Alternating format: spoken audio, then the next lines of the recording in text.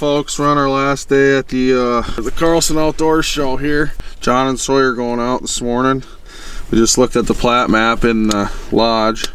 Looks like a pretty good spot. So we're set up on both sides of the roost. So somebody's gonna be right in the chips, and hopefully both of us are. There's a lot of turkeys around, so the weather kind of made a break for it, which is nice. It's not gonna be raining or blowing until 11 o'clock this morning. So we're gonna get in there, slip in on the roost, and see what we can do. Definitely excited. So stay tuned, folks. It's gonna get pretty good, I'd say. Dial them, boys. Splitting up. Going to 2 different blinds. The roost is going to go 2 separate ways. Hopefully we can hear 2 booms in one time.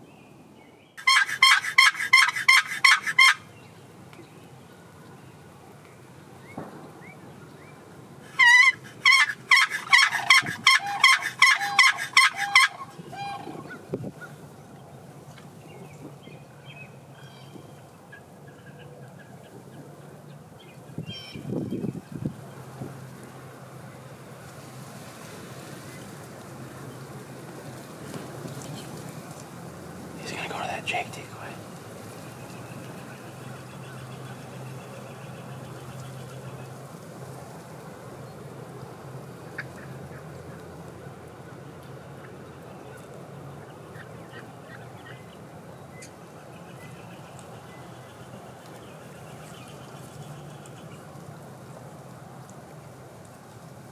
As soon as he turned his head, I'd start to pick your gun.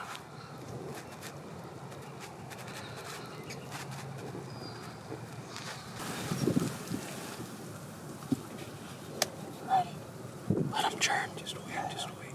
Don't kill my Jake. I won't. Watch the hand behind you. Wait till he steps on the right side of that decoy.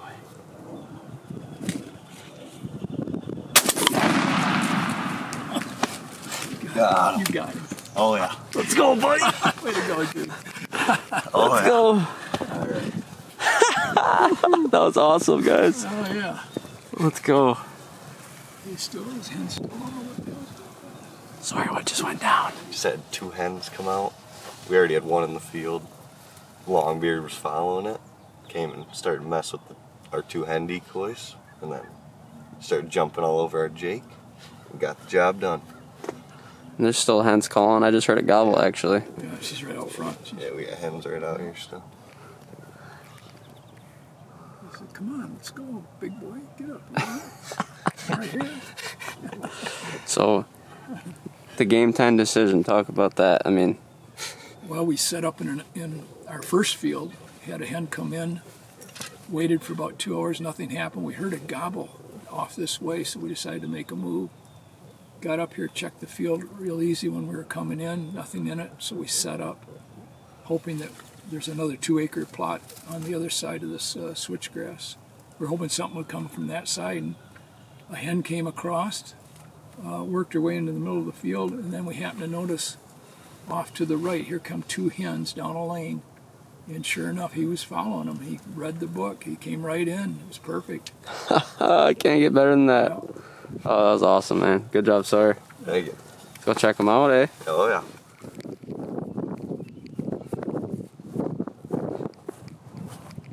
Big old bird, dude. Oh yeah. That's a big bird. That's a huge bird. Oh, yeah. It's a nice bird, man. Oh, yeah. Big spurs on them. Meat in the freezer. Oh, yeah, baby. Yeah, that was a clean kill, man. Good job. Thank you.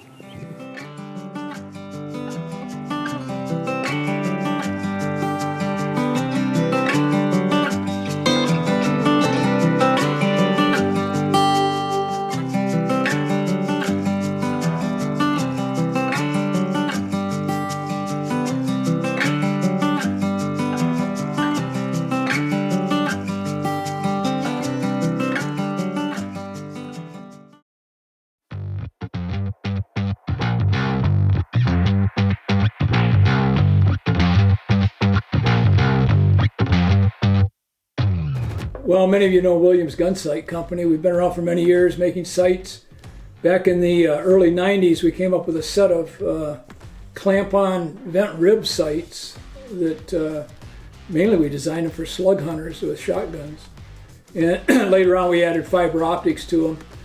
But when red dots became popular, I've hunted with red dots before on shotguns, and one of the things that really felt uncomfortable about it was the fact that you couldn't really get your cheek down on the stock. You had to hold your head up a little bit so that you could get the dot in view. So we worked with some engineers and actually reverse designed it, put the battery on top, which allowed us to get the sight lower. And by having it lower, it's like 30% lower. By having it lower, you can get your cheek down on the stock, feels normal. The red dot in it actually co-witnesses with the front sight pretty much. And it just feels a whole lot better and a whole lot more natural. So we just came out with this spring. We've had it for a couple years as a prototype, working with it, trying it, different things. In fact, my little 11-year-old granddaughter last year shot her very first turkey with a little youth 410 with one of these prototypes on it. And it's a lot easier, especially with kids, trying to teach them how to shoot. When we were using the vent rib slug sights, we call them slugger sights because it was for a slug gun, but turkey hunters really like them too. You got to explain to the kid, you got to keep your front bead in between the 2 beads in the back and keep the level right. Well, it was a lot easier to explain to her, just put the red dot right on the neck. That's all you got to do, and hold it there as you squeeze the trigger. And she shot her first bird, a nice long bird. So it's becoming real popular. We came out with it this spring. My son took it to the NWTF show in Tennessee. Got a great reception with it.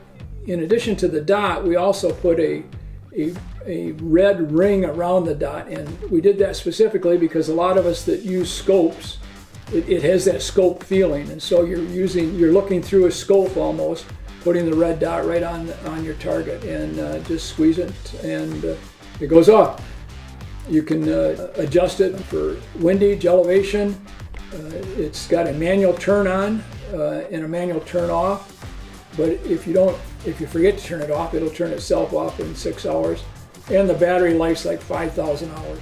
It comes with an adapter that will fit any Picatinny rail, if you've got a Picatinny rail on your shotgun already. If you don't, we're designing and coming up with different adapter plates that will fit different shotguns. We got one for Remington and Mossberg, and we're working on several other ones right now. Red dot, you can also increase or decrease the intensity of it for those that are either in low light situations or people that don't like it real bright. We're getting lots of great reviews, and we're getting people sending in pictures with their turkeys that they've taken with it. We think it'll be a real good hit. We're right here in mid-Michigan is where our store is at. We actually have a retail store also where we manufacture on the same location. We have them in the store. You can buy them online, and several of the distributors now around the country are starting to carry them, so they should be in your local shops soon. All right, guys, well, we had a good morning this morning. Me and Oakley were set up right in the bottom of this field. We had birds roosted all throughout here. We had 2 jakes come out of the roost, come down. Jakes were in the decoys for about an hour. Sawyer had a great morning. He was up in a place that we call Half Moon, and then they had a hen come out over here. They moved down, walked, got down into here, saw a hen or 2, and then they got lucky, got into a gobbler down over here. So that was a good morning.